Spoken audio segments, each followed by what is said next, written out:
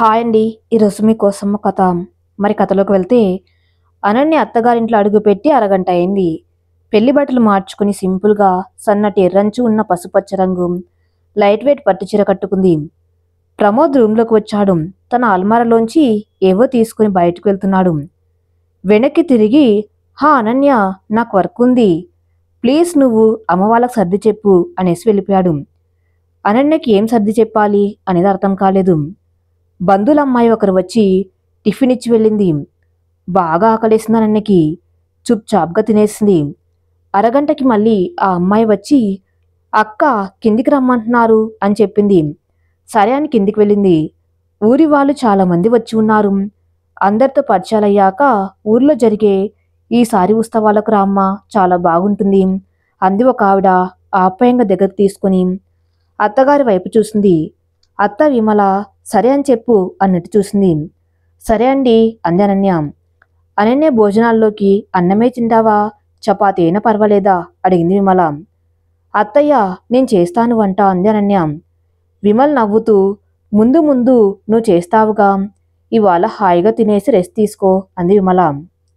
రాత్రి భోజనాల వేళ చుట్టాలకు తనకు అందరికీ నేల మీద చాపలేసి బంతి భోజనం ఏర్పాటు చేశారు. ప్రమోద్ ఇంకా రాలేదు.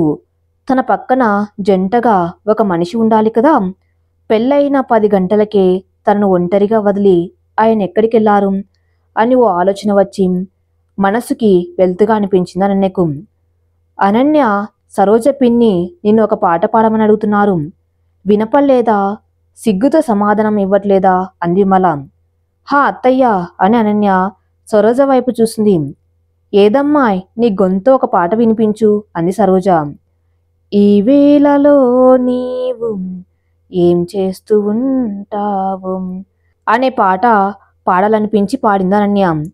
వస్తూ ఉంటాళ్లే, ఇంకేం చేస్తూ ఉంటాడు అనో. ఏంటి వదిన, మా అన్న గుర్తు వస్తున్నాడా అనో చిలిప్ మాటలతో ఎవ్వరు అనన్యని ఆట పట్టించట్లేదు అక్కడ. ఎవ్వరికి ప్రమోద్ కొత్త పెళ్లి కూతురు పక్కన లేకపోవటం ఏమిటి అన్న ధ్యాస లేనట్లు ప్రవర్తిస్తున్నారు. అనన్యకి మనసులో చిన్నగా ముళ్ళు గుచ్చుకున్న బాధ కలిగింది. ఆ రాత్రి 11 గంటలకి అనన్య ఒక్కతే రూంలో ఒంటరిగా ఉంది. తాను 2 రోజుల తర్వాత కాలేజీలో చెప్పే లెసన్స్ చూసుకుంటుంది. విమల వచ్చింది. ఈ 2 రోజులు చాలా అలసిపోయావుగా, ఇక పడుకో అనన్య అంది. ఆవిడ రూంలోనే సోఫాలో సర్దుకొని పడుకుంటూ అప్రయత్నంగా అనన్యకి ఆశ్చర్యంతో కళ్ళు పెద్దవయ్యాయి. ఏమిటిది, నా తొలి రాత్రి అన్న ధ్యాస లేనట్లు చాలా మామూలుగా ప్రవర్తిస్తుంది విడా, అసలు ఏం జరుగుతుంది నా చుట్టూ అనుకుందనన్య. కొంచెం చిరాకు, కొంచెం భయం, కొంచెం అయోమయంతో అనన్యకు తలనొప్పి వచ్చింది. కళ్ళు ఎందుకో తడి అయ్యాయి కూడా. తాను ఏడుస్తున్నట్టు అత్తగారు చూస్తే బాగోదేమో అనిపించి నెమ్మదిగా కళ్ళు తుడుచుకొని సోఫాలో ఉన్న అత్తగారి వైపు చూసింది అనన్య. ఆవిడ అప్పటికే చిన్నగా గురక పెట్టేస్తున్నారు. దేవుడా అనుకుందనన్య. గుప్పటి బిగించి అసహనంగా, బాబోయ్ వీళ్ళేం మనుషులు అని అనిపించిందనన్యకి. వళ్ళు సన్నగా వణికింది. కామ్గా పడుకుంది. తన మనసుకు తానే కంగారు పడకులే అని సర్ది చెప్పుకుంటూ. పొద్దున 6ంటికి మెలకు వచ్చింది. తెరిచిన కళ్ళకు చుట్టూ కొత్తగా అనిపించింది. నిమిషం తర్వాత గుర్తొచ్చింది తన అత్తగారింట్లో ఉన్నాను అని. లేచి కూర్చొని సోఫా వైపు చూసింది. ప్రమోద్ నిద్రపోతూ ఉన్నాడు. ఏమిటో అనుకుని నిద్రచుకొని హాల్లోకి వెళ్ళింది. సగం చుట్టాలు పొద్దున్నే వెళ్ళిపోయినట్టున్నారు. అత్తగారి కోసం చూస్తూ వంటింట్లో ఉన్న విమల దగ్గరికి వెళ్ళి, అత్త ఫ్రెష్ అయ్యాక నేను గుడికి వెళ్ళాలనుకున్నాను అందనన్య. సరే, శ్రీప్రియ నీకు తోడుగా వస్తుంది, జాగ్రత్తగా వెళ్ళిరండి అంది విమల. మీ అబ్బాయి తోడు రారా అంది చిరుకోపంగా అనన్య. విమల చాలా మామూలుగా అనన్య వైపు చూసి, నువ్వే వాణ్ణి అడిగి చూస్తావా, అయినా వద్దులే, ఎందుకులే, ప్రశాంతంగా నువ్వు శ్రీప్రియ వెళ్ళిరండి అంది విమల. అవును, దోశ తింటావా టిఫిన్లోకి అడిగింది ఆవిడ. అవును, ఇప్పుడు నాకు టిఫిన్ తినడం అనేదే చాలా ముఖ్యమైన విషయం. మీరు నన్ను అడగకపోతే నేను నొచ్చుకుంటాను కదా అంది కోపాన్ని దాచుకొని లేక ప్రదర్శించను లేక. విమల ఒక నిమిషం అనన్యని చూసి, అనన్య దేనికి తొందరపడకమ్మా, అన్ని సర్దుకుంటాయి. చూడు, అమ్మలేని నీకు సవత్తల్లిని తెచ్చారు కదా మీ నాన్నగారు.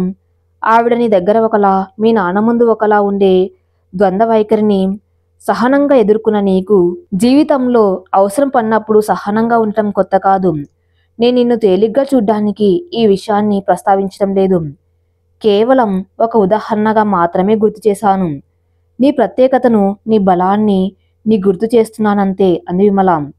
ఓహో, నాకు సహనం అనే ఒక మంచి అలవాటు ఉండటం వలన జీవితం అంతా అన్ని చోట్ల అందరితోనూ నేనే లొంగిపోతూ సర్దుకపోతూ బతికేయాలా అంటున్న అనన్యకు ఏడుపు గొంతు పడింది.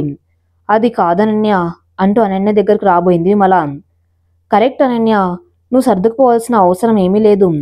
నీకెలా ఉండాలనిపిస్తే అలా ఉండవచ్చు అని అంటూ వంటింటి గుమ్మం బయట నుంచి వంటింట్లోకి వచ్చారు ప్రమోద్. విమల సూటిగా ప్రమోద్ని చూస్తూ, అనన్య మాత్రం చిరు కొంగుతో మొహం తుడుచుకుంటూ ప్రమోద్ వైపు కూడా చూడ్డానికి ఇష్టపడినట్లుగా వెళ్ళిపోయింది. విమల ప్రమోద్తో అంది, మరి అనన్యకి ఇష్టమట, మరి తనతో గుడికి వెళ్తావా తన ఇష్ట ప్రకారం? అనన్య అడుగుతుంది అంది విమల. ఎవరిని అడిగింది అనన్య అన్నాడు ప్రమోద్. నీతో వాదన చేసే ఓపిక నాకు లేదు నాయనా అని అంటూ విమల హాల్లోకి వెళ్ళిపోయింది. అనన్య స్నానం చేసి లేత నీలం రంగు ఫిషాన్ శారీ కట్టుకుని ఫోన్ హ్యాండ్ బ్యాగ్ తీసుకుని గుడికి వెళ్ళబోతుంది. జస్ట్ 10 మినిట్స్, నేను వస్తాను నీతో అన్న ప్రమోద్. ప్రమోద్ వైపు చూసిన అనన్య. అప్పటికే అతను బాత్రూంలోకి వెళ్ళిపోతున్నాడు. అతని కోసం వేచి చూడాలని అస్సలు అనిపించలేదు అనన్యకి. మనసంతా పాడైపోయిన భావన, గుండెలో సముద్రం పరుగులు పెడుతున్నట్టు, ఏడుపు సుడులు తిరుగుతున్నట్లుగా ఉంది అనన్యకు. కాకపోతే స్వతహాగా తనకు ఉన్న వివేకం, సహనం అనన్యకు కుదురుగా ఉండు అన్నట్లుగా భుజం తట్టి ఊరుకోబెడుతున్నాయి. ఒక్క 5 నిమిషాలు ఆలోచించుకుంది. నేను అనుకున్నట్లుగా ఏమీ జరగట్లేదు అనే కోణం నుంచి చూసి బాధపడకు, పరీక్షగా చూద్దాం, నాకు ఏవి ఎలా ఎందుకు ఎదురవుతున్నాయో అని తనని తాను నిర్దేశించుకొని తన మనసుని ఒక ఖాళీ కాగితంలో మార్చుకుందనన్య. బుర్ర కుదురుగా ఉండాలని బాసింపట్టు వేసుకుని కూర్చుని శ్వాస మీద ధ్యాస పెట్టి ఒక 5 నిమిషాల ప్రాణాయామం చేసింది. ప్రమోద్ బయటికి వచ్చి చూసి, ఓ యోగా చేసే అలవాటా? గుడ్ అన్నాడు. గుడికి వెళ్ళారిద్దరు. దేవుని దర్శనం చేసుకున్నారు. అనన్య వైపు చూశాడు ప్రమోద్. దూరంగా మెట్లెక్కి వస్తున్న ఒక చిట్టి పాపను ఇష్టంగా చూస్తుందనన్య. ఆ పాపను చూస్తూ నవ్వుతూ చెయ్యూపుతుంది పలకరింపుగా. అనన్య అన్న ప్రమోద్. అనన్య అతన్ని చూసింది. కాసేపు ఒకరినొకరు చూసుకున్నారు. ప్రమోద్ చెబుతున్నాడు, అనన్య నాకు నేను అంటూ ఆగాడు. అనన్య ప్రశాంతంగా ఎదురు చూస్తుంది అతను చెప్పేది వినేందుకు. నేను ఢిల్లీ వెళ్ళిపోవాలి, ఇక్కడ ఉండను, నిన్ను కూడా నాతో తీసుకుని వెళ్ళను అని ఆగి అనన్య స్పందన కోసం ఆమెను చూశాడు. అనన్య కేవలం చెవులకే పనిపెట్టింది. అనన్య, నాకు పెళ్లి బంధాలు అనేలాంటి బాదరబందీలు ఇష్టం లేదు. ప్రేమ స్నేహం నాలో లేనివి కాదు. నాకు ఆప్యాయంగా ఉండాలనిపించినప్పుడు ఉంటాను, పట్టించుకోకుండా ఉండాలనిపించినప్పుడు అలానే వదిలేస్తాను. నా మనసుకి ఎలా అనిపిస్తే అలా ఉంటాను. గిరి గీసుకొని ఇలానే ఉండాలి అనే మనస్తత్వం అస్సలు కాదు నాది. ఇప్పుడు నేను చెబుతున్నంత సులువుగా కూడా కాదు నా ఆలోచన తీరు. నాకు ఊహ వచ్చిన దగ్గర నుంచి ఇలానే ఉంటున్నాను. నన్ను నేను, ఇది నేను అని నిర్వర్తించుకోలేను కూడా. అయితే మరి నాకు పెళ్ళెందుకు, బంధం ఎందుకు అని నీకు అనిపిస్తుందా అన్నాడు. అభావంగా అతని వైపు చూస్తుంది. అమ్మ దిగులు పడుతుంది నాకొక తోడు ఉండాలని. గత 6 ఏళ్లుగా అడుగుతుంది పెళ్లికి ఒప్పుకోమని. ఎప్పుడు నాకు ఒప్పుకోవాలని అనిపించలేదు. నీ ఫోటో చూపించినప్పుడు మాత్రం మొదటిసారి నాకు పెళ్లికి సరే అని చెప్పాలనిపించింది. సరే అన్నానంతే. నీ వివరాలు కూడా నాకు తెలుసుకోవాలని అనిపించలేదు. ఇప్పుడు మన పెళ్లి తర్వాత నువ్వు నా జీవితంలో ఉంటావు, సందేహమే లేదు. నువ్వు నా నవ్వొస్తుంది నాకు చెప్పాలంటే. భార్యవి అని చెప్పాలి అనే కంటే నువ్వు కూడా నా జీవితంలో ఒక ముఖ్యురాలివి అనిపిస్తుంది. అంతవరకే చెప్పగలను. కొంచెం అయోమయంగా ఉంది కదా, నీకే కాదు నాకు కూడా కన్ఫ్యూజన్గా ఉంది.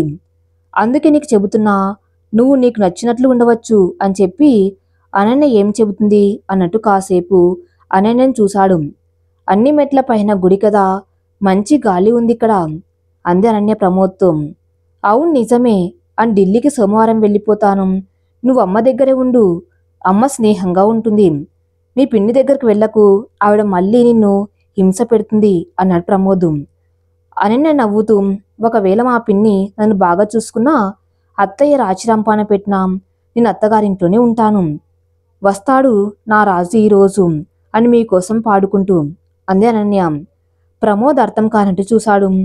కొంపదీసి నువ్వు నాకంటే కూడా తేడానా ఏంటి ఇలా మాట్లాడుతున్నావు అన్నాడు ప్రమోద్. సహనం నాకున్న బలం అని అందరూ నా గురించి బాగా ఫిక్స్ అయిపోయారు. నీ కుదురుగా ఉండక తప్పక పరిస్థితి నాది అంది స్థిరంగా సుష్టంగా అనన్య. కొత్త మనుషులకి వారి కొత్త కొత్త ఆలోచనలకి స్వాగతం చెబుతూ. Ananya college lecturer. సోమవారం పొద్దున్నే ప్రమోద్ ఢిల్లీకి బయలుదేరి వెళ్ళాడు. అతను వెళ్ళేటప్పుడు కాలేజ్ హాస్టల్లో తనతో పాటే ఉంటున్నాం ఒక రూమ్మేట్ సెలవులకు తన ఊరు వెళ్తుంది అన్నట్టుగా మాత్రమే అనిపించింది అనన్యకు.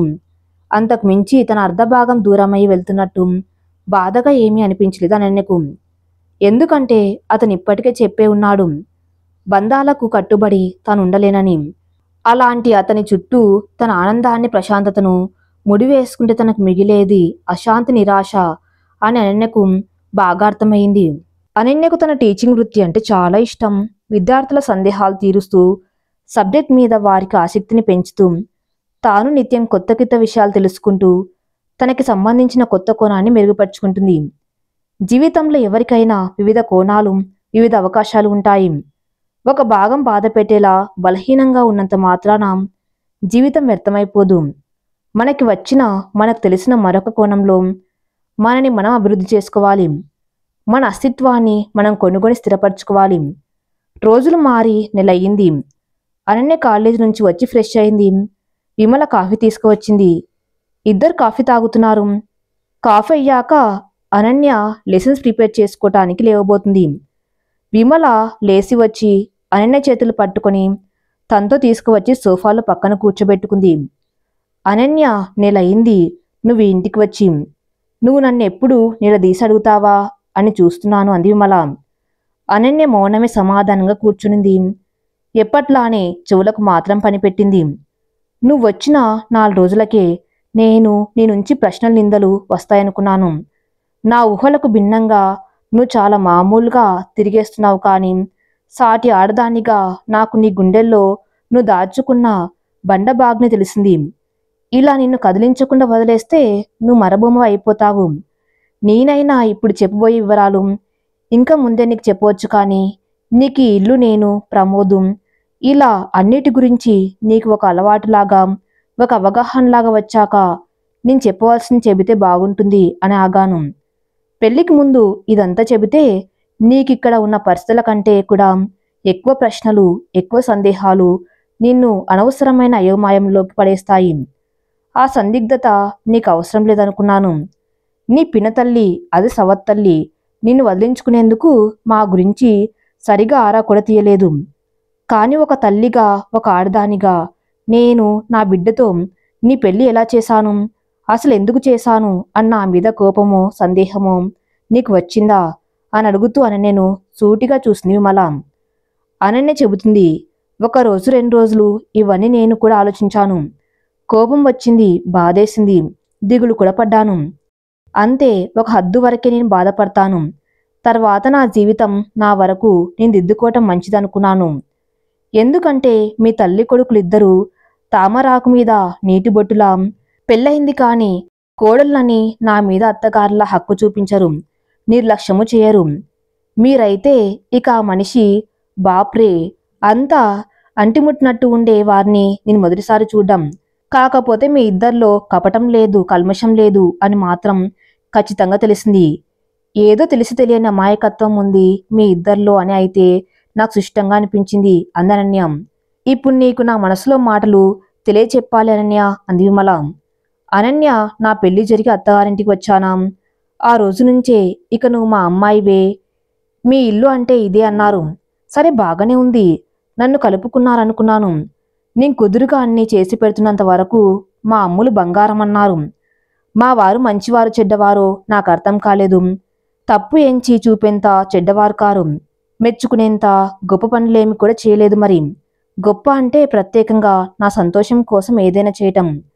ఒకసారి ఏదో ఒక సందర్భంలో నేను ఒక విషయం నాకు నచ్చదు అన్నాను.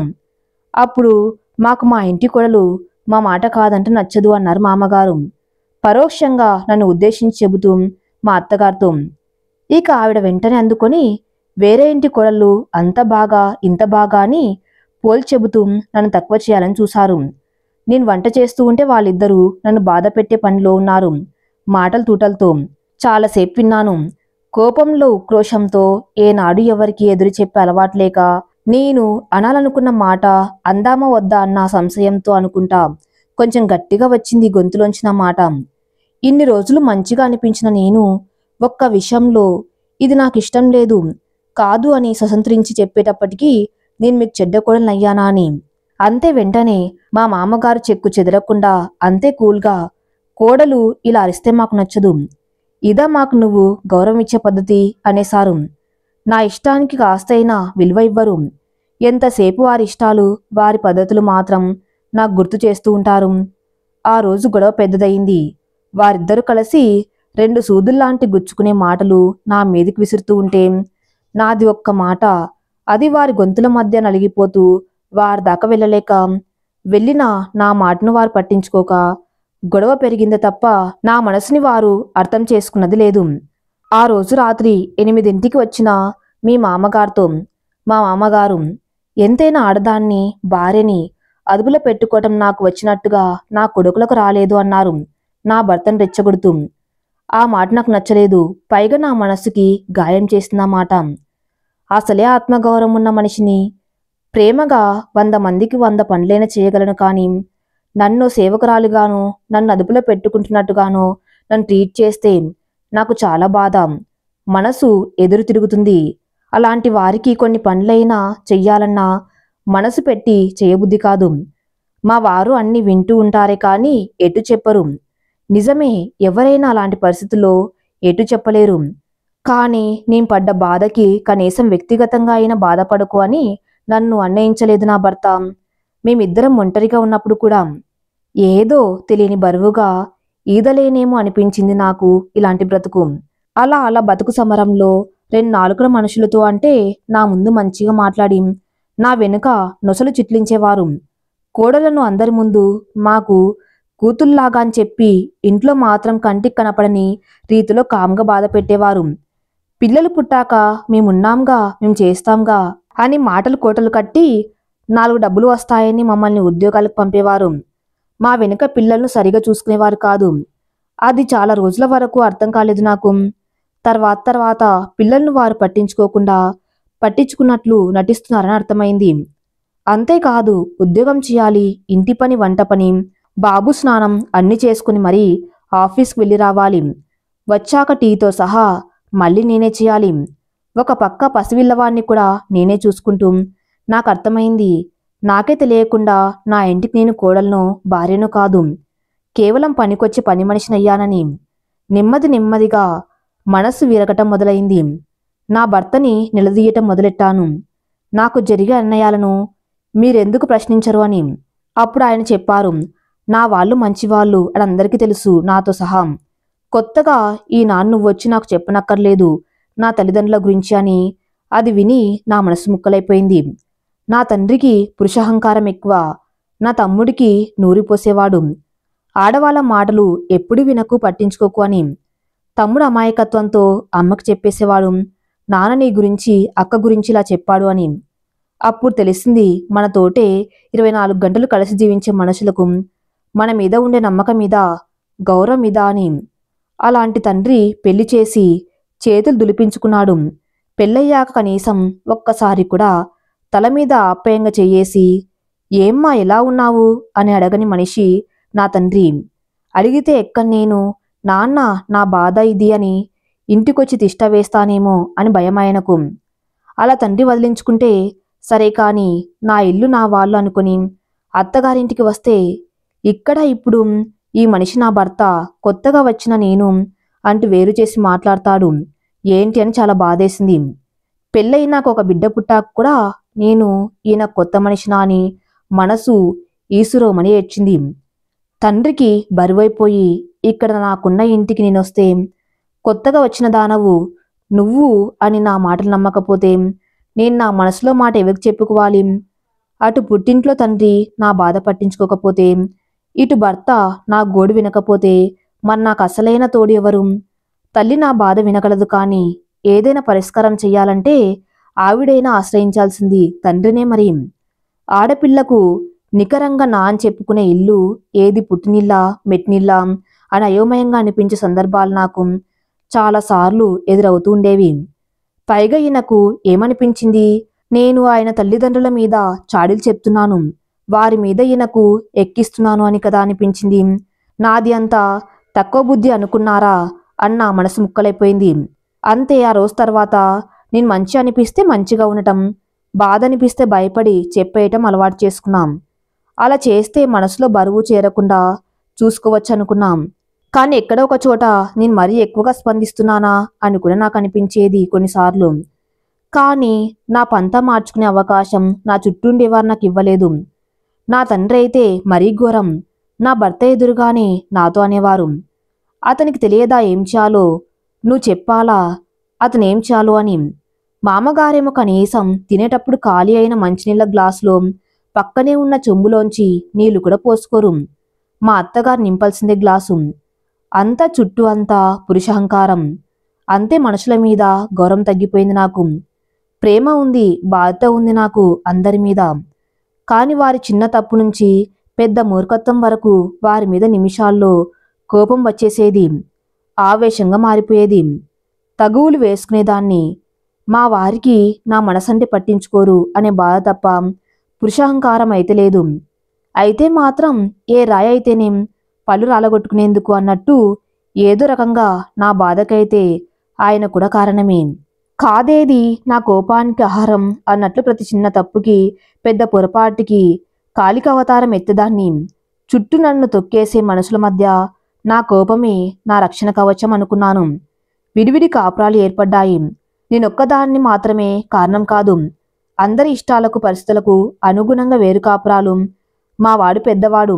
నేను బాధేసి గొడవేసుకుని మనస్సు పాడై ఏడుస్తుంటే మొదట్లో అయ్యో అమ్మ ఏడ్వకు అని నాతో పాటు ఏడ్చి నాకు తోడుగా వాడి చిట్టి చేతులతో నా కళ్ళు తుడిచి నాకు ఊరటయ్యేవాడు నా బాబు.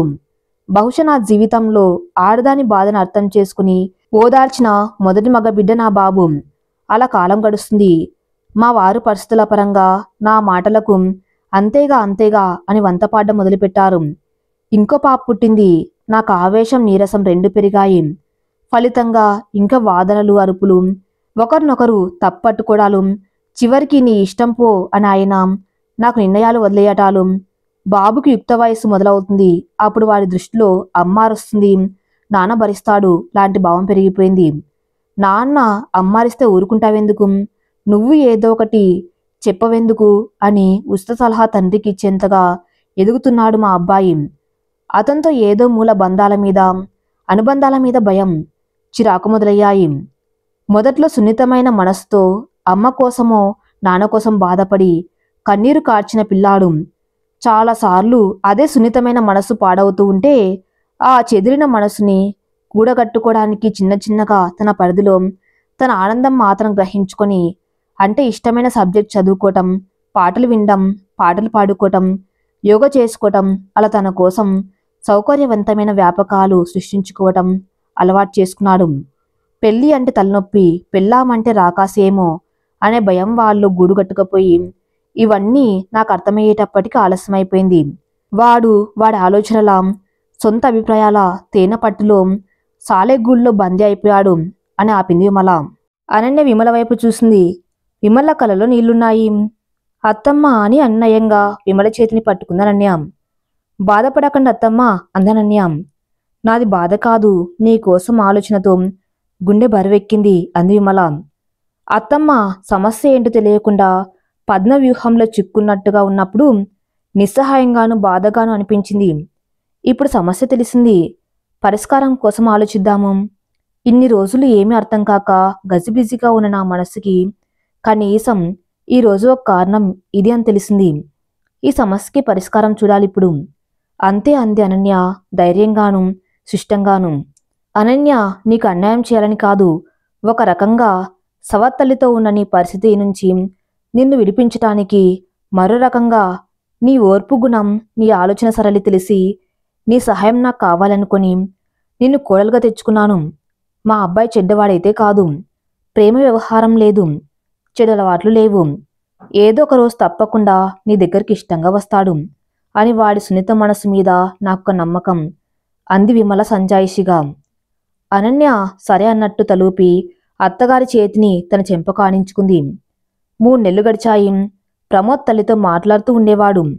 తల్లి తనకి ఫోన్ చేసినప్పుడు అతనేమీ అనన్య గురించి అడగకపోయినా విమల అనన్య గురించి ఏదైనా చెబుతూ ఉంటే మాత్రం కామ్గా వినేవాడు.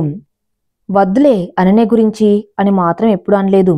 ఎప్పుడన్నా హాయ్ అని మెసేజ్ చేసేవాడు అనన్య ఫోన్కి. అనన్య బదులుగా హాయ్ అనేదంతే. అలా కొన్నేళ్లు గడిచాయి. విమల అనన్య మధ్య మంచి అనుబంధం ఏర్పడింది. అన్ని కబుర్లు చెప్పుకునేవారు, తమాషగా మాట్లాడుకునేవారు. ఒకరి మీద ఒకరికి కోపం వస్తే పోట్లాడుకునేవారు. అలిగి 4 రోజులు మాట్లాడుకునేవారు కాదు. 5వ రోజు అనన్యకి ఇష్టమని గారెలు, ఆవడలు, పెరుగ్గారెలు చేసి విమల తన కోపానికి తెల్లజెండా ఊపి శాంతి సంకేతం ఇవ్వాలనుకుంటే అనన్య కాలేజీ నుంచి వస్తూ విమలకి చాలా ఇష్టమైన వేడివేడి జిలాబీ తీసుకువచ్చి అత్తగారిని మంచేసుకోవాలనుకునేది. ఇద్దరు ఒకరితో ఒకరు మాట్లాడుకోకుండా 4 రోజులకు మించి ఉండలేరు. అంతటి స్నేహం వారిద్దరి మధ్య తయారైంది. ఒకరోజు విమలకి చెప్పింది అనన్య, ఎవరైనా అమ్మాయి ఇంటి నుంచి అత్తగారింటికి వెళ్తారు. నేను మాత్రం పుట్టింటి నుంచి అమ్మ దగ్గరకు వచ్చాను. చిన్నతనంలోనే నాకు దూరమైన కన్న తల్లి మళ్ళీ ఇప్పుడు నాకు దొరికింది అత్తమ్మ అని ఒక మంచి అంచు చీర మీద 4 మూరల మల్లెపూలు, పండ్లు తాంబూలం పెట్టి ఒక శుక్రవారం సాయంత్రం విమలకు బహుమతిగా అందించి విమల కాళ్లకు దండం పెట్టుకుందనన్య. పిచ్చి తల్లి, నేను చేసిందేముందిరా, మా అత్తగారు నాతో ఎలా ఉండుంటే నా మనసుకి ప్రశాంతంగా ఉంటుంది అనుకునేదాన్నో అలా నేను ఇప్పుడు ఆచరిస్తూ ఉన్నాను. అంతేనమ్మా అంది విమల అనన్యను ఆప్యాయంగా దగ్గర తీసుకుంటూ. ఒకరోజు అనన్య లెసన్ చూసుకుంటుంది. విమల వచ్చింది అనన్య రూంలోకి. ఇంకా పడుకోలేదా మీరు? నాకంటే అలవాటు, మీ ఆరోగ్యం పాడవదు అంది అనన్య విమల్తో. రేపు ప్రమోద్ పుట్టినరోజు తల్లి, సరిగ్గా 12ంటికి ఫోన్ చేసి విష్ చేస్తాను ప్రతి సంవత్సరం. ఈసారి నువ్వు కూడా విష్ చేస్తావని వచ్చాను అంది విమల. అన్నట్టు తలూపి ఊరుకుందనన్య. అన్ను ప్రమోద్కి విష్ చేస్తావుగా అంది విమల. మనస్ఫూర్తిగా విష్ చేస్తానత్తమ్మా, విష్ చేసేందుకు నాకేం అభ్యంతరమూ లేదు అంది అనన్య. 12ంటికి విమల ఫోన్ చేసింది. కన్నా హ్యాపీ బర్త్డేరా అంది విమల. అటువైపు ప్రమోద్ మాట్లాడుతున్నాడు. ఒక్క నిమిషం నాన్న, అనన్య మాట్లాడుతుంది అని ఫోను అనన్యకిచ్చింది. హలో, హ్యాపీ బర్త్డే అంది అనన్య. థ్యాంక్ యూ అనన్య, ఇంకా నిద్రపోలేదా అన్నాడు ప్రమోద్. నాకు ఇలా అలవాటే, తర్వాత రోజుకి లెసన్స్ ప్రిపేర్ అవుతాను అంది అనన్య. ఫ్రెండ్స్తో పార్టీ ఉందా ఇప్పుడు అంది అనన్య. అసలు ఈరోజు నా బర్త్డే అని నాకు గుర్తే లేదు. బహుశా రేపు పార్టీ అడగవచ్చు ఫ్రెండ్స్. కానీ నాకు అమ్మ చేతి స్వీట్ తింటేనే అసలు పార్టీ ఆనందం అన్నాడు అప్రయత్నంగా ప్రమోద్. ఓ అవునా అందనన్య. అత్తమ్మకి ఇస్తున్న ఫోన్ అందనన్య. విమల ఫోన్ మాట్లాడి పెట్టేలోపు తన ఫోన్లో ఏదో చెక్ చేసిందనన్య. విమల ఫోన్ పెట్టేగానే, అత్తమ్మ రేపు పొద్దున్నే మీరు ఏదో ఒక స్వీటు, మైసూర్ పాకు, రవ్వ లడ్డు, జీడిపప్పు పాయసం ఏదో ఒకటి తయారు చేసి మంచిగా ప్యాక్ చేసి ఇవ్వండి. పొద్దున 9ంటికి ఫ్లైట్కి ఢిల్లీకి బయలుదేరదాం అందనన్య. ఆన్లైన్లో టికెట్స్ బుక్ చేయబోతూ. ఏంటి ఎక్కడికి అంది విమల. మీ అబ్బాయికి మీ చేతి స్వీట్ కావాలట తన బర్త్డేకి, తీసుకుని వెళ్దాం అందనన్య. అవునా తల్లి అని విమల మొహం వెలిగిపోయింది పట్టలేని సంతోషంతో. కోడలు తన కొడుకు ఇష్టం తీర్చాలని పడి తొందర చూసి మళ్ళీ వెంటనే ఈ ప్రేమను వాడు సరిగా అర్థం చేసుకుని మన్నన్నగా ఉండి అనన్యను నిరుత్సాహపరచకుండా ఉంటాడో లేదో అని కొంచెం భయం కూడా వేసింది. అత్తమ్మ పొద్దునే మనం బయలుదేరాలి, మీరు ఓకే కదా అడిగింది అనన్య. మీ మామగారికి ఇబ్బంది కావచ్చుగా, నువ్వు ఒక్కదానివే వెళ్ళి రాకూడదు అంది విమల. అనన్య ఓ నిమిషం ఆలోచించి సరే అని తన ఒక్కదానికే టికెట్ తీసుకుంది. మరుసటి రోజు అత్తగారు జాగ్రత్తగా ప్యాక్ చేసి ఇచ్చిన మైసూర్ పాక్ తీపిని తీసుకుని భర్త దగ్గరకు బయలుదేరడం ప్రారంభం చేసిందనన్య. మధ్యాహ్నం 12 లోపు ఢిల్లీకి చేరి ట్యాక్స్ మాట్లాడుతుంది భర్త ఉండే చోటికి. విమల ఫోన్ వచ్చింది. హా అత్తమ్మ చేరాను అందనన్య. మంచిదమ్మా, వాడు వస్తానన్నాడు ఎయిర్పోర్ట్కి నిన్ను పికప్ చేసుకునేందుకు అంది విమల. చుట్టూ చూసిందనన్య. రోడ్డుకి అవతల వైపు బైక్ మీద కూర్చొని రమ్మని చేతో సైగ చేసి పిలిచాడు ప్రమోద్. తెలియకుండానే అనన్య బుగ్గలు చిరు సిగ్గుతో ఎర్రబడ్డాయి భర్తను చూడగానే. రోడ్డు దాటి వెళ్ళింది. హాయ్, జర్నీ ఎలా ఉంది? పలకరించాడు ప్రమోద్. బాగుంది, హ్యాపీ బర్త్డే అని విష్ చేస్తూ షేక్ హ్యాండ్కి చెయ్యి అందించింది. థ్యాంక్ యూ అని చెయ్యి కలిపాడు. ఇద్దరు ఒకరినొకరు చూసుకున్నారు, కళ్ళతో మాట్లాడుకున్నారు. అనన్య నెమ్మదిగా తన చెయ్యి విడిపించుకుంది.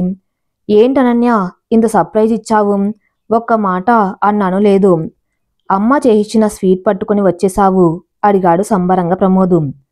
మీకు హ్యాపీ కదా అని అడిగింది. చాలా హ్యాపీ అన్నాడు ప్రమోద్. మరి అదే కదా కావాల్సింది. మీరు సంతోషంగా ఉంటే నాకు అత్తమ్మకి ఆనందం అంది అనన్య నవ్వుతూ. బైక్ ఎక్కు అనన్య, ఇంటికి వెళ్దాం అన్నాడు ప్రమోద్. ఇంటికి వెళ్లారు.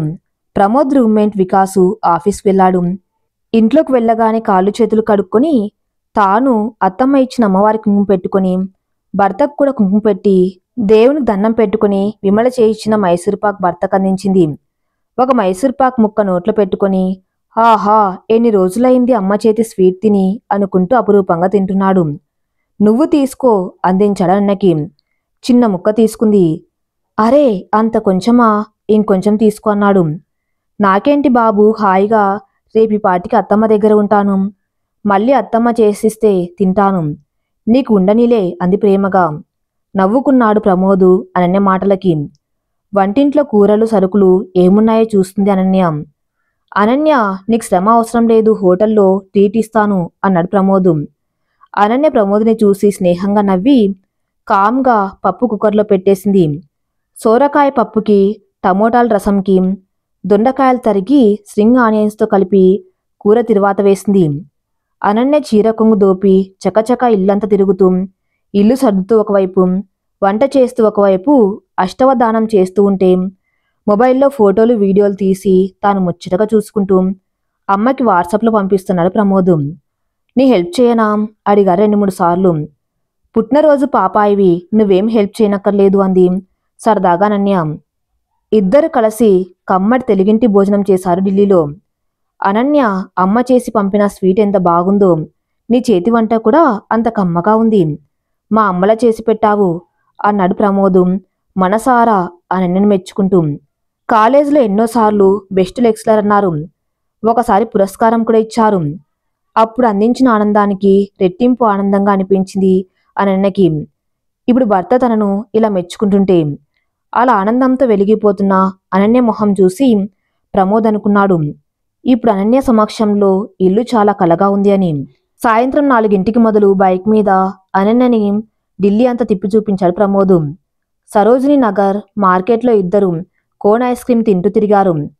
సౌత్ ఎక్స్టెన్షన్ మార్కెట్లో అనన్యకి సాఫ్ట్ క్రేప్లో గులాబీ రంగు, తెలుపు రంగుల మేళవింపుతో మంచి చీర ఒకటి తీసుకున్నాడు. నల్లి సిల్క్లో తల్లికి లైట్ వెయిట్ పట్టు చీర ఒకటి తీసుకున్నాడు. తండ్రికి తనకు చెల్లికి మంచి టీషర్ట్ తీసుకున్నాడు. చెల్లికి చీరలు ఇష్టం ఉండదు. రాత్రి 9:30కి ఇల్లు చేరారు. వికాస్ వచ్చి ఉన్నాడు. పరిచయాలు పలకరింపులు అయినాయి. సిస్టంకి చెల్లెలు సుస్మిత వీడియో కాల్ చేసింది. ప్రమోద్ మాట్లాడాడు. విష్ చేసి కబుర్లు చెప్పి వదిన వచ్చింది కదా అడిగింది సుస్మిత. అమెరికా నుంచి బాగున్నావా అంటూ అనన్య పలకరించింది. సుస్మిత అనన్య మాట్లాడుతూ ఉంటే హాయ్ అనుకుంటూ ఒక అతను సుస్మిత పక్కన కాల్లో జాయిన్ అయ్యాడు. ప్రమోద్ వెంటనే హాయ్ రోహిత్ అంటూ మాట్లాడాడు. అనన్య అతను రోహిత్ సుస్మిత క్లోజ్ ఫ్రెండ్ అని పరిచయం చేశాడు ప్రమోద్ అనన్యకి. హాయ్ అంది అనన్య రోహిత్తో. ఇక ఇక్కడే ఢిల్లీలో ఉండిపోక అని వరస కలిపాడు రోహిత్. అనన్య ఇబ్బందిగా నవ్వి ఊరుకుంది. సుస్మిత, మళ్ళీ మనం ఎప్పుడు కలుస్తాం అడిగింది అనన్య. నీ దయ్య వదన అంది సుస్మిత. అంటే అడిగింది అనన్య. అమ్మ నువ్వు మంచి ఫ్రెండ్స్ అట కదా ఇప్పుడు. అమ్మ అన్న ఇద్దరు చెప్పారు. అమ్మని మా పెళ్లి గురించి ఒప్పించు, వచ్చేస్తామని సుస్మిత. ఓకే ఓకే బాయ్ అని కాల్ కట్ చేశారు ప్రమోద్. సుస్మిత రోహిత్ లవర్సు తెలుస్తుందిగా. అసలే నేను పెళ్లికి సుముఖంగా లేను అన్న ఒక దిగులే అమ్మని బాధ పెడుతూ ఉంటే తన ప్రేమ విషయం కూడా ఇప్పుడే ఎందుకు చెప్పాలి అని సుస్మిత అమ్మ దగ్గర దాచింది తన ప్రేమ విషయం ఇన్ని రోజులు. అందుకే మొన్న మన పెళ్లికి ఇలా వచ్చి అలా వెళ్ళిపోయిన తను. ఎక్కడ అమ్మ దగ్గర బయటపడిపోతానో అని సంశయంతో అన్నాడు ప్రమోద్. అవునులేండి, అసలే మీరు తేరుతెన్ను లేకుండా ఉన్నారని అత్తమ్మకి బాధ. మళ్ళీ ఇదొకటా అనేసింది అనన్య. గాయపడ్డట్టు చూశాడు ప్రమోద్. అనన్య సూటిగా చూస్తూ చెప్తుంది. అవునండి, ఆవిడేదో అప్పటి తన పరిస్థితులను సమర్థించుకోలేక తన రక్షణ కవచంగా కోపం అనే ఆయుధాన్ని వాడారే అనుకోండి. చేతనైతే మీరు అర్థం చేసుకొని మీకు కుదిరినంత పరిష్కరించాలి. కానీ ఇలా మీ మనస్సు మొద్దుబారిలా చేసుకుంటే ఆవిడకు సమస్యలు పెంచిన వారే అవుతారు కదా. ఉన్న ఇద్దరు బిడ్డల్లో ఒకరు మీలా లోకరీతికి విరుద్ధంగా ఉంటూ మరొకరు ప్రేమ అని అమ్మకు చెప్పలేను అంటూ దాచిపెట్టి దూరంగా వేరే దేశంలో సమయం గడుపుతూ ఇలా ఉంటే మీ అమ్మగారికి మనస్తాపం ఎప్పటికి తీరేని చెప్పండి. ఆవిడ తన సమస్యలని భూతద్దంలో చూసి తన పరిస్థితిని చిక్కుముడి చేసుకున్నారని అర్థం చేసుకోకుండా మీరింకా క్లిష్టమైన పరిస్థితిని ఆవిడకు అందించారు. మీకు ఉన్న పెద్ద ఉద్యోగం, మీకున్న సౌకర్యాలు ఇవ్వలేని ఆనందం, మీకు మీ పుట్టినరోజున మీ అమ్మ చేతి తీపి ఇచ్చిందంటే మీ ఆనందం మీ అమ్మగారితోనే ముడిపెట్టుకున్నారనేగా అర్థం. అలాంటి తల్లికి దూరంగా ఉండి ఆవిడ ఆలోచనకు అనుగుణంగా మీకు నచ్చినంతలో మీరు ఉంటే మీ ఇద్దరికీ ఆనందమే కదా అని చెబుతూ ఉన్నట్టుండి ఆగిపోయింది. అంత శ్రద్ధగా వింటున్న ప్రమోద్ ఎందుకు ఆపింది అని ప్రశ్నార్థకంగా చూస్తున్నాడు అనన్య వైపు. సారీ ప్రమోద్, మీ బర్త్డే రోజు మిమ్మల్ని తప్పట్టి మీకు బాధ కలిగిస్తున్నట్టు ఉన్నాను అంది అనన్య పశ్చాత్తాపంగా. లేదు అనన్య, నీ మాటలు నిజమే. పుట్టినరోజున బహుమతులు శుభాకాంక్షలు రావటం ఒక ఆనందం. కానీ మనిషిగా మనం మన వ్యక్తిత్వంతో ఎదిగేందుకు తోడ్పడే 4 మంచి మాటలు దొరకటం, అలా చెప్పి సరైన దారి చూపేవారు ఎదురుగా ఉండటం మరీ ఆనందం. పుట్టినరోజు అంటే మనిషిగా మనం ఒక బలహీనతను వదిలిపెట్టి ఒక మంచి దారిలో ఒక అడుగు వేయటం. వయసు పెరిగినట్టే మంచి బుద్ధి కూడా కొంచెం పెరగాలి. అదే అసలైన పుట్టినరోజు. నువ్వు నాకు అందించిన బహుమతి బాగుందని హాయిగా నవ్వాడు ప్రమోద్.